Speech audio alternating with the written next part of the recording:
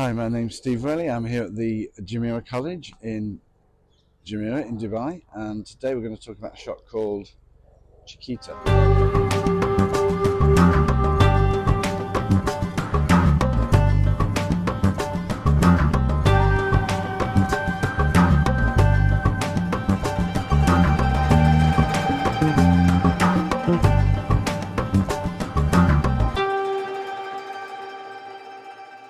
Chiquita is like a drop shot in tennis, and we've got this grip, the standard paddle grip.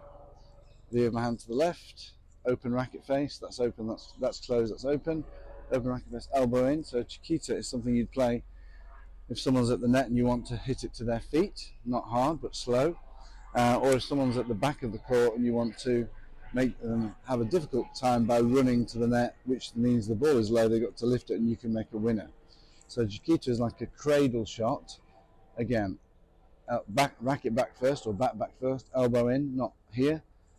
Control it, use your shoulders and trunk, standing sideways, not open. So you're going to cradle, I call it cradling the ball like that. So the ball is hit about here and it goes to the feet of the volleyer or the person running in from the baseline. So that's the shot, nice and slow, and it dips. It's not got topspin on it, it's got a backspin. So what would you do after you've hit that shot? You're not going to just hit it and stand here because they'll drop shot back. You actually have to put them under pressure by hitting it and moving in. You move in so that you can take advantage of when they hit the ball up, you can then play a good volley for a winner. So you don't just hit a drop shot and stay there, you've got to hit and move in. But don't run too fast, just run enough so they know you're running in. If you run too fast, they'll try and lob you.